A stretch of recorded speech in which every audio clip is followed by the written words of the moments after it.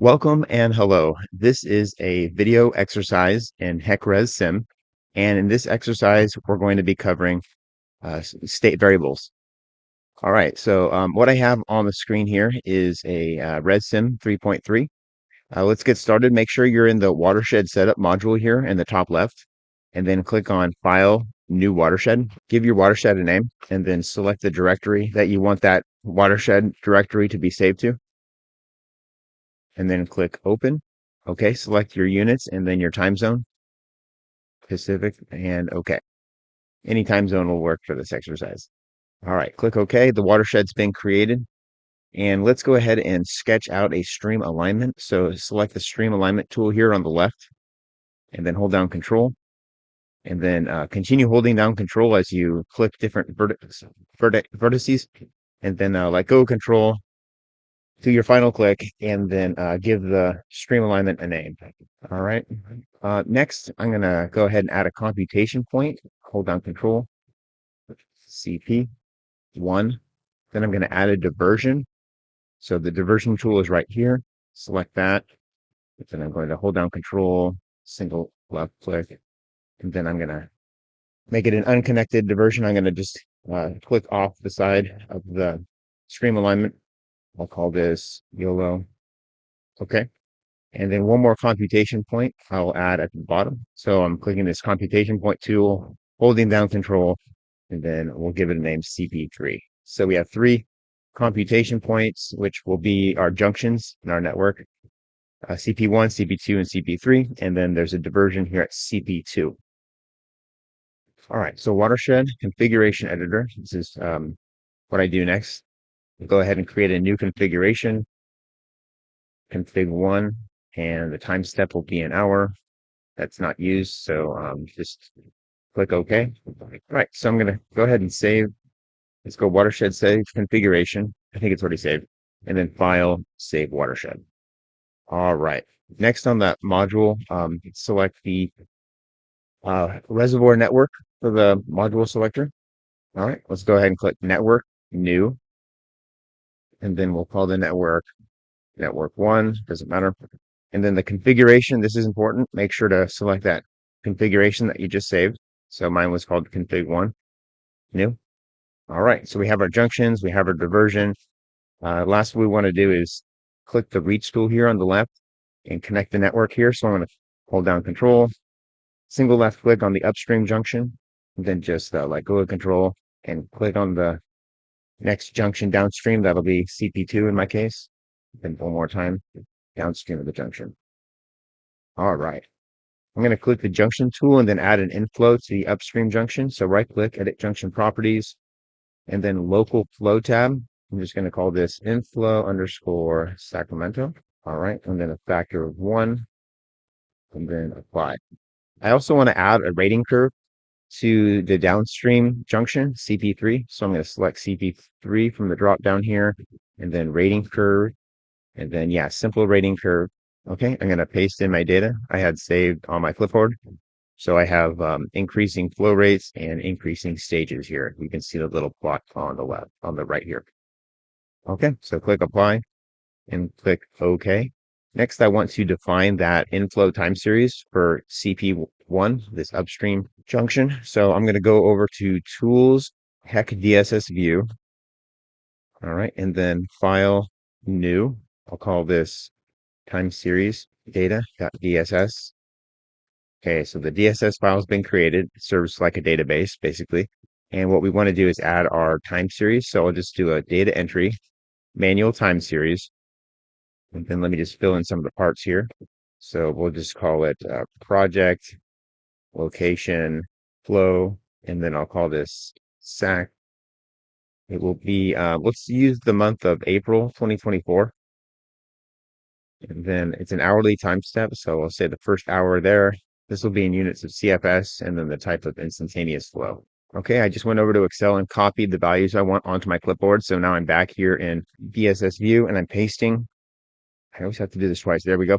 So we have the numbers here. I'm going to go ahead and save and then say, check out that data. So this is what the inflow is. This is just data that's been made up. It's not real. But we have a a peak here at April 7th or 8th, and then another smaller peak later in the month with a base flow of about 5 or 6,000 CFS. Okay, so we will go ahead and assign that as our inflow a little bit later.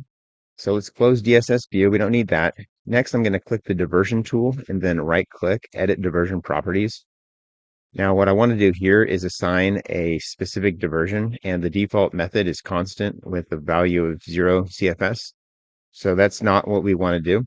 We could actually create a constant diversion by typing in a number here, but I'm not doing that either. Our other options here are shown here in the drop down for the different diversion methods. What we want to do for state variables is select this last option, flexible diversion rule. So do that and then click define. Now, instead of date, we would select state variable. Now, we don't have any state variables created yet in this exercise for this watershed. But once we do, we will see them show up here in this list box to select. So let's go ahead and create the state variable and then return here to assign it an actual value. All right, so let's close out of this and then close. All right, so let's go edit and then state variables. Okay, the window opened up. Okay, I've resized my window here. And now to create a state variable, I'll say state variable new, and then I'll type in or paste in my name. I'm going to call it YOLO diversion. Okay. And then the parameter name, again, this is going to be part C. I'm just going to use YOLO diversion again, and the parameter will be a flow. So let's go down to flow, select that, and we are good to go. All right, so we have our three tabs here, initialization, main, and cleanup. We want initialization to be set. So this is where we'll write our code. This is the script that executes once every time period. So I'm going to put my cursor down here in the main panel where it tells me to start writing my code. And let's go ahead and define a diversion. So I'm just going to say diversion 1 CFS. This is a base case. I'm just creating a very simple case first so we can get it running and then create a trial and actually write out the code here that we want that's more intelligent than just a constant 1 CFS diversion, because we don't need a state variable to do this. But okay, so then to actually define the value, to set the value of that diversion, you go ahead and go current variable and then dot, and we want to set the value. So that is over here in state variables, and then there should be one for set value with a floating point or double. Yeah, so go ahead and put your cursor here, select the one you want, click the insert in script, and then boom, this is exactly what we want here. So let me resize that. And then so the first parameter is our run time step. That is going to just refer to the step that the compute execution routine is on. And then double, this is referring to the value. So that's this diversion. I'm just trying to keep this as simple as possible. So for our very first trial, this isn't all the code we need, but we will return to this a little bit later in the exercise to make the modifications that we want. All right, so I'm going to go state variable, save. I'm not going to close this. I'm just going to put this over to the side for now because we're going to come back to that. And then let me go ahead and save the network. And yeah, okay, let's go ahead and create an alternative now. Alternative new. I'll call this alt1 and then okay. Okay, so our time step will be 1 hour. And then operation set, there's none of that. Look back period. Okay, so this is our diversion. So let's go 1 and 1. Right, I still need to do one thing. So let's carry on here. Save. And then the time series. This is the upstream CP1 inflow we need to assign. All right, so I'm going to click this select DSS path button here. And then let's go navigate to that time series. Here's the file, open, and then it shows me all the paths in the file. This is the one we created for April 2024. I'm going to select that. And then when I do, I need to select this, click this set path name button, and then that pops into place. So that reference has been made, and we can save our alternative and close that. One last thing I need to change about the network, I remember, is to right click, edit diversion properties. Okay, so yeah, now we should be able to assign that state variable. here. Okay, so here's our state variable. We select it, then we click this select button, and then it pops up, that shows up down here, and then click OK. And one last thing I believe I need to do is basically say the release from the diversion is its relationship to the actual state variable. So in our case, it's going to be a one-to-one relationship. There's no additional manipulation to the state variable that needs to take place before we get our release. It's supposed to be the same thing. So to do that, I'm just going to say 0, 0, and then we'll say 100,000, 100,000. We're never going to have that large of an inflow, I'll tell you right now. So I just made a large number so that we have a one-to-one relationship. So I'm going to click apply, and then OK. And you know what, just to be safe, I meant to do that step before the alternative. So I'm going to create another alternative and just delete the first one. So I'm going to go delete, yes.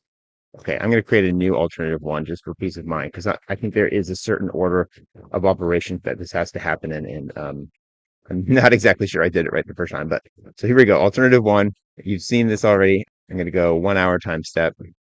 The look back is going to be a one value. It's for the diversion and the state variable because those are the same. And then here's the time series. I'll click that select DSS path button. Here is the path. All right, alternative, save. Now let's go ahead and save the network. And then I'm going to go to the simulation module here. Simulation new, simulation 1 for April 2024. I'll start on the second hour, and then the look back will be for the first hour. And then the end of the simulation will be on the 30th of the month at final hour. Then I'll select the alternative, click OK. And yeah, we should be good there. So I'm going to go ahead and click compute. It ran. Let's go ahead and check out the diversion. Here's a plot, 1 CFS all month. That's great. And then let's check out the reach flow. That's good. That's the same as the inflow. We have null routing. Let's check out the plot down here. So that's good. It should be one less than the inflow because of the diversion. And then what I want to do now for analysis is look at the stage of CP3, this downstream location, and see how bad it is, see how high the water surface level gets at that junction, and then make some modifications in that state variable code for the diversion to intelligently divert water so in order to reduce the max stage here at this downstream junction CP3. So to do that, I'm actually going to open up DSS view. And then here is the simulation file. So that's good. What I want is CP3 and stage, which is this record here. So I'll go ahead and plot. And what we have is a plot, and the stage gets up really high. It looks like it's up to 37.33 at the maximum, and then it goes down to like 20, and then that second peak generates a stage of another 27.4. So let's try to reduce the maximum stage here by diverting more water. All right, so to do that, I'm going to go back to my simulation, and then I'm going to create a trial. So new trial. I'm going to call this trial with diversion. Okay. All right. So I'm going to right click, and then actually, hold on. For this state variable, which we've already done, I need to make sure to save and close that because I'm going to make some changes here. I'm going to click edit run, and this will have a state variable value that's different. So here is the original code that we wrote for 1 CFS diversion. Not too exciting. Let's go ahead and make the diversion a function of the flow so that if the flow is over a certain amount, we'll divert a certain amount from the river. Okay, what I have on the screen here is my strategy that I came up with just so we can try something. First of all, the diversion, it has a maximum of 12,000 CFS. And then the diversion is also going to have to allow 1,000 CFS in the Sacramento River. I have 3 cases I've identified. So the flow is greater than 10,000 CFS, then it will divert half of the Sacramento flow that is above 1,000 CFS. or but also keep it less than 12,000 because that's the maximum diversion. And then the second and third cases are similar. If the flow exceeds 15,000 or 20,000 CFS, then we're going to release 75% of what is remaining over 1,000 CFS, or 100% of that flow over 1,000 CFS. But again, honoring that 12,000 CFS maximum diversion flow. All right. I've also rewritten this same thing in a different format here by just sort of generalizing it with the variables A and B for that flow: 10,000, 15,000, and 20,000. And then B is the multiplier I'm using of 0.5, 0.75, and 1. Maybe this is too specific, but the fact that we have state variables and Python scripting capabilities, I figure let's go ahead and do something like this. All right, so the first thing we need to do in our script is to get the flow from the Sacramento River. And with null routing, we can just grab the flow from CP1 or CP2. So let's start by saying sac flow time series. And then over in the API tree, we'll select time series, model, junction. We have CP1. Let's double click on the flow. Okay, and to get the actual value, I'll just say sac flow equals sac flow time series dot, and get the current value. So over in the API tree, again, I'll go with time series, get current value. And the parameter here would have to be the current runtime step. So go ahead and paste that in. All right, so we have our sac flow for the current time step. Now what we're going to do is write some code to get that diversion. Okay, so I'm pasting in the code that we want. It was basically to mimic that same strategy, the logic that I mentioned. So we're going to just start with the diversion flow of 0. And that's actually going to be our final answer. So I'm going to paste that in down here where we assign the diversion. And I'll say set diversion. Okay, so what we're seeing here is a max diversion of 12,000. So that's honored here. And then if the sac flow is greater than 10,000, 15,000, and 20,000, it's going to set a multiplier, which will then be used to compute the diversion flow, which is the smaller value of this first value or the max diversion. All right, so let's go ahead and run this and see what the plot looks like. So state variable, save. I'll pull this to the side. Compute with diversion. All right, that looks good. I'm going to right click. Let's take a look at the diversion. Okay, so what we have here is the diversion. It looks like it is bumping up against that 12,000 CFS max for the first peak because it's such a large inflow. And then the second peak was less inflow, but it still exceeded 10,000 CFS, hence requiring some diversion, but not a maximum of 12,000. And of course, this is occurring during the peak of that hydrograph. Okay, so let's go ahead and take a look at the stage. I'm going to go to DSS view to do that. So tools, HEC DSS view, and this was at CP3, and it was the stage. And this is actually, yeah, let's compare both stages. So I'll plot these two stages. All right, so I got it maximized here on the screen. In green is no diversion. So the stage is up to 37.47. And then in red, this is the stage with a diversion. We're now down to 32.91 feet as a maximum stage. And this is interesting. You can almost see where, if I zoom in a little bit, we can see where the diversion is happening. So this is kind of a choppy operation, or 50%, 75%, or 100%. I could look it up. But anyway, you can see that as we shift from 10,000 CFS to 15,000 CFS to exceeding 20,000 CFS, the diversion changes, and hence the flow and the stage is also changing. This would probably be a little bit smoother if we had some sort of routing. So let's go ahead and do that as our final try to this exercise and see what happens and see how that compares. So I'm going to go ahead and close that. And then we'll do one additional trial here. So I'll say with diversion, but this will be a with diversion and with routing. So I'm going to go new trial with diversion and with routing. Okay. So I'm going to save and close this. script because this had to do this. That was the script for the trial one with diversion.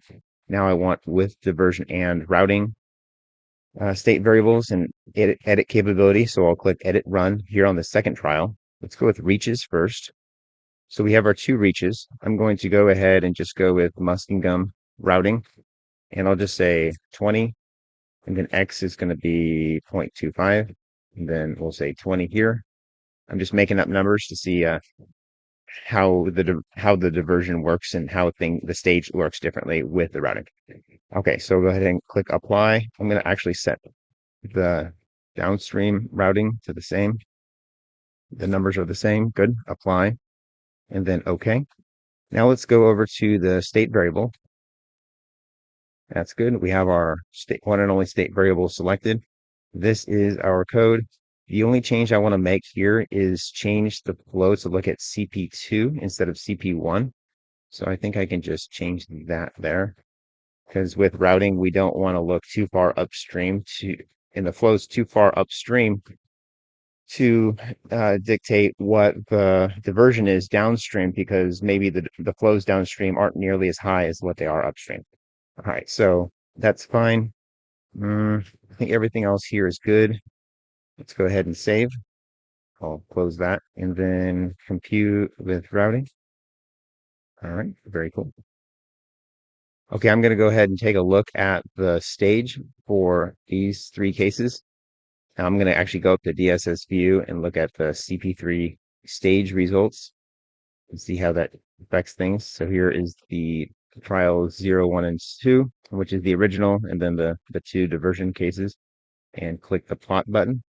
And here we have the original in green, as it is before. Red is with the diversion, but no routing. And then blue is the diversion with routing. So yes, because there's some routing, there's obviously some delay. It looks like more than a day of delay in the peak. But the flows also do look more natural. Like they look a little smoothed out. We're not seeing this choppy operation that we see in red with regard to the stage. Because like I said, it's a little bit unrealistic. And reality, we really do have routing in our rivers and in streams and so on. So anyway, that's all I had for this exercise. We used the state variable to calculate what the diversion should be, and we use that diversion to reduce the stage of a downstream junction. And we did that from green to red, and then from red to blue, which was what we did here is added that routing, which made the stage more realistic and more natural looking, because that's more like what nature really would give us. All right, so I hope everyone enjoyed that exercise.